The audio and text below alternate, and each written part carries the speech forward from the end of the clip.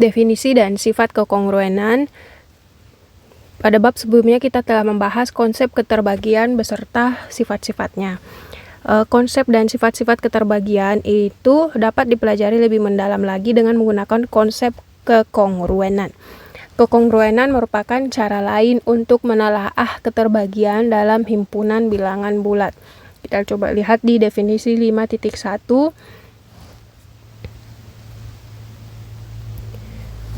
Jika M suatu bilangan bulat positif, maka A kongruen dengan B modulo M. Ditulis A ekuivalen atau kongruen dengan B mod M. A kongruen dengan B modulo M. Ditulis begini cara bacanya, A kongruen dengan B modulo M. Bila dan hanya bila, jika dan hanya jika M membagi A kurang B. Berarti kalau begini bentuknya itu nanti A dikurangkan dengan B, pembaginya adalah M setelah mod M. Jika M tidak membagi A kurang B, maka dikatakan bahwa A tidak kongruen dengan B modulo M. Ditulis A tidak kongruen dengan tanda sama dengan 3 baris itu kongruen, terus disilang coret, itu berarti tidak. B modulo M, kita baca saja mulai dari sekarang. A tidak kongruen dengan B modulo M. Contoh supaya lebih mudah dimengerti, 25 kongruen dengan 1 modulo 4, sebab 25 kurang 1 sama dengan 24 terbagi oleh 4. Langsung 25 kurang 1 itu sama dengan 24. 24 itu habis terbagi oleh 4. Jadi setelah modulo itu 4 adalah pembaginya. Yang dibagikan adalah hasil pengurangan 25 kurang 1. Nah, contoh keduanya yaitu 31 tidak kongruen dengan 5 modulo 6, sebab 31 dikurang 5 hasilnya 26. Nah, 26 ini tidak terbagi habis oleh 6. Ada sisa berapa? Terdapat sisa 2. Makanya tidak habis terbagi kan. 6 kali 4, 24. Sisa 2. Nah, definisi 5.1 tersebut dapat ditulis jika M lebih dari 0. M berarti pembaginya.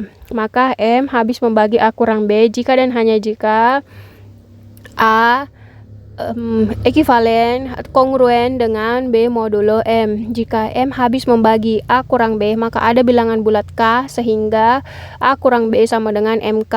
Nah, maksudnya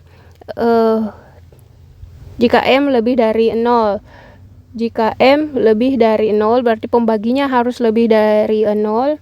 A kongruen dengan B modulo M. Ini harus lebih dari 0. Maka M habis membagi, M ini akan habis membagi A dikurang B jika dan hanya jika A kongruen, jika dan hanya jika A itu kongruen dengan B modulo M. Jika M habis membagi maka ada bilangan. Kalau habis membagi, jika habis membagi M habis membagi A kurang B, pasti ada hasil baginya. Nah, hasil baginya itulah yang diberi simbol di sini, ada bilangan bulat K. Sehingga ada bilangan bulat K itu kita namakan hasil bagi nanti, karena kan ini maksudnya hasil habis terbagi. Nah, nilai K itu nanti akan memenuhi persamaan A dikurang B sama dengan M dikali K. Sehingga A ekuivalen kongruen dengan B modulo M jika dan hanya jika A kurang B sama dengan MK. Untuk suatu bilangan bulat K, tetapi karena A kurang B sama dengan MK, maka artinya A sama dengan MK tambah B. Maka A kongruen dengan B modulo M jika dan hanya jika A sama dengan MK ditambah B. Bisa ditulis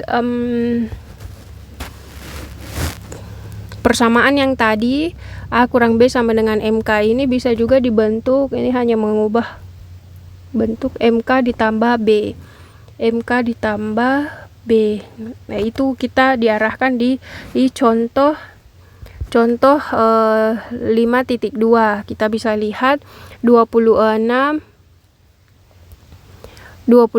kongruen dengan 4 modulo 11, sama artinya dengan 26 sama dengan, nah ini persamaannya 26 sama dengan M-nya 11, K-nya hasil bagi yang tidak ada, terus ditambah B hasil baginya, bukan B sisanya, B sisa. Jadi kita harus ketahui B ini adalah sisa pembagian, K adalah hasil bagi, 11 adalah pembagi, 26 yang dibagi. Jika melihat bentuk susunan begini, itu 26 di sini, membagi 11 di sini, hasil baginya 2, terus nanti ada sisa 4. Nah, posisinya seperti ini. Supaya terlihat. Terus kita lihat lagi di contoh 5.2, 38 ekuivalen dengan kongruen dengan 3 modulo 5, sama artinya dengan 38 sama dengan 5 kali 7 tambah 3, atau bisa di ini supaya lebih paham, 38 dikurang 3, 38 kurang 3 berapa? 35. Nah, hasil pengurangannya itu 38 kurang 3, 35. 35 itu habis dibagi oleh 5. Kan yang dibagi ini dikurangkan dulu dengan sisanya, dapatlah 35. 35 ini tentu akan habis dibagi dengan pembaginya, yaitu 5.